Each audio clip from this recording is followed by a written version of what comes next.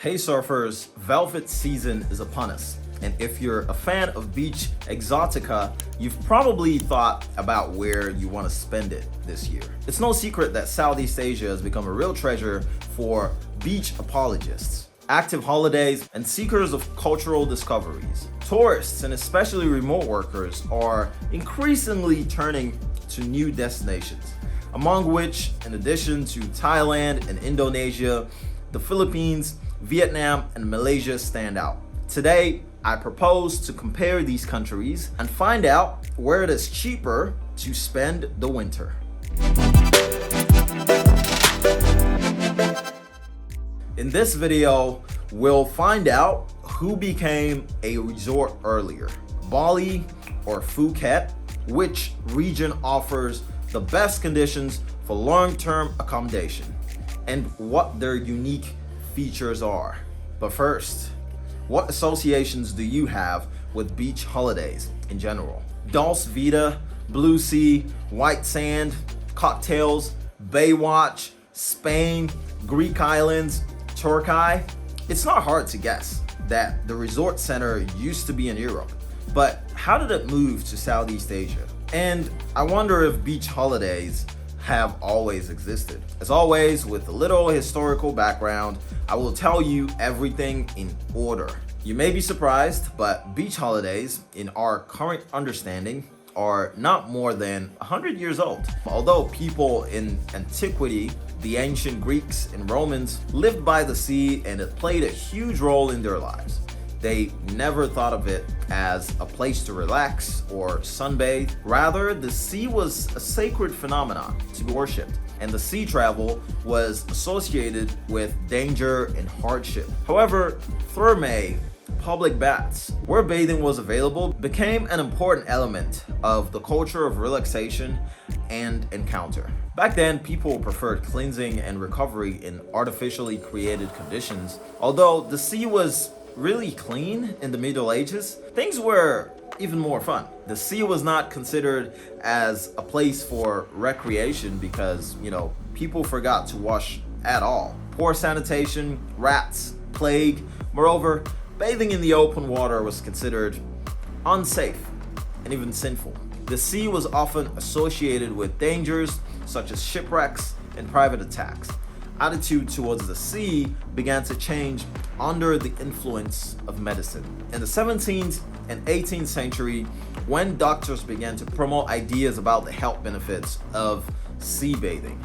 And where would you think the first seaside resort appeared? In Great Britain. One of the first famous seaside resorts was Scarborough in England. And then aristocrats and wealthy citizens flocked to Brighton. The real heyday of European beach tourism was in the 19th century.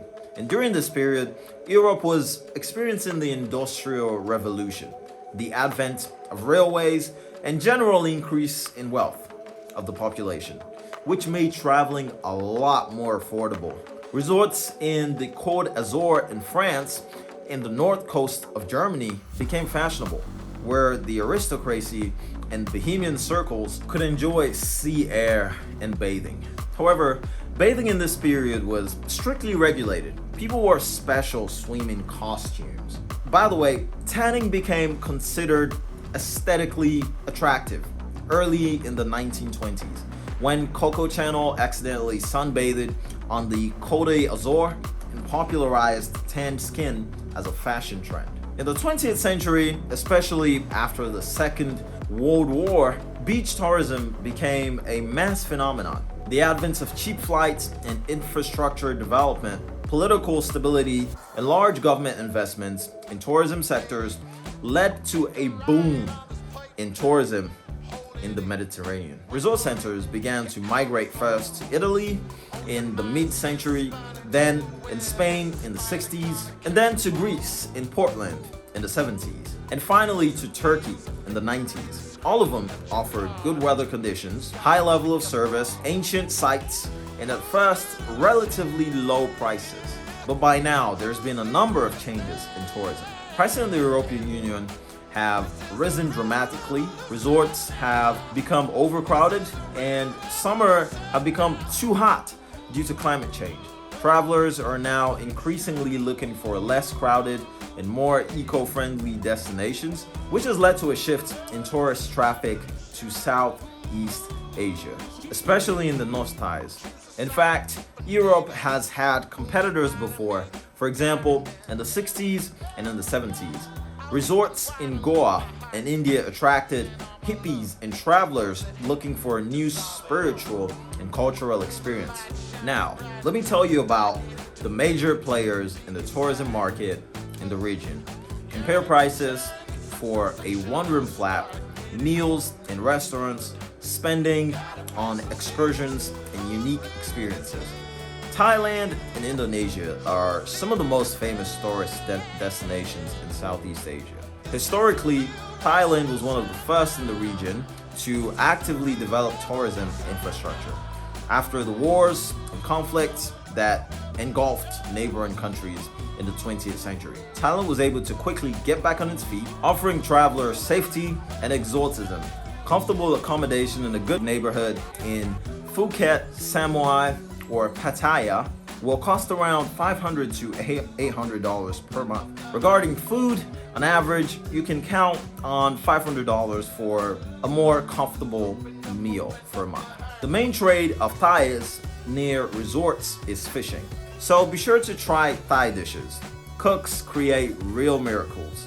For excursions and entertainment, it's recommended to allocate about $500 because, here you can explore ancient temples, enjoy Thai massage, the famous Thai massage, as well as explore the underwater world through diving and snorkeling. Indonesia attracts tourists with its unique culture and stunning natural landscapes. The resort island of Bali is known for its amazing beaches, rich traditions, and spiritual practices, from surfing and diving to meditation and yoga.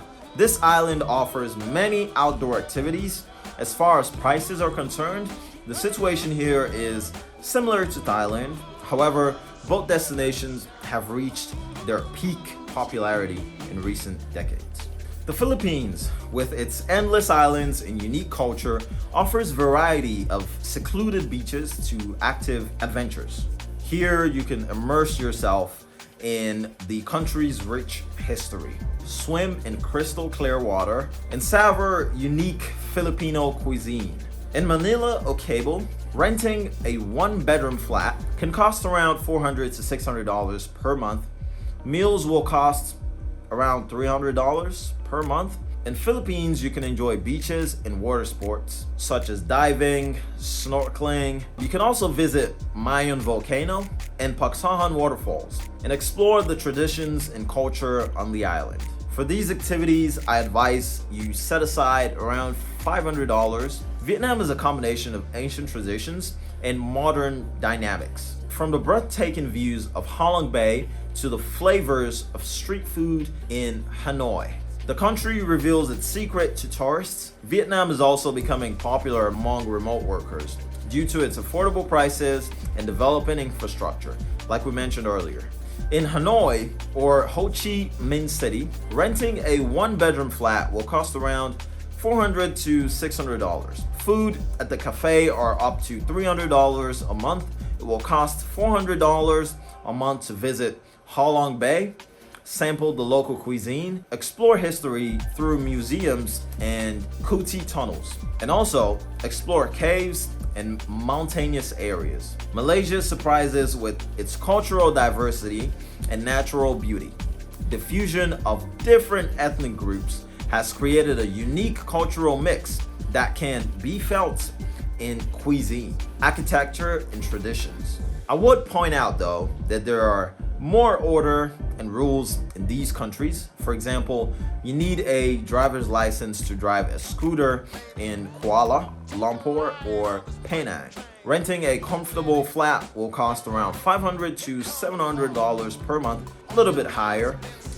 Eating out at cafes and restaurants can cost between $200 and $400 a month. So set aside $500 to visit the islands or Borneo, explore the cultural heritage in Penang, sample the diverse local cuisine, and go on a jungle safari. So here's a summary table showing the cost of a comfortable stay in Southeast Asian countries.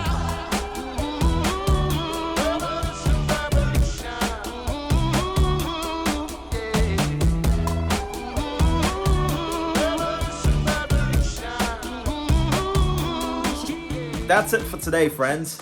Whether you're looking for a winter destination or a long-term holiday, Southeast Asia offers plenty of options to suit all tastes and budgets.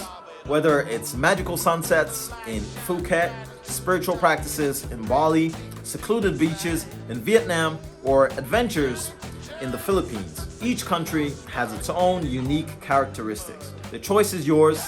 I still have a question for you guys though. Write in the comments, where do you think the new popular resorts will be in 30 to 50 years time from now? Maybe in Africa or Latin America, who knows? Thank you for watching, guys.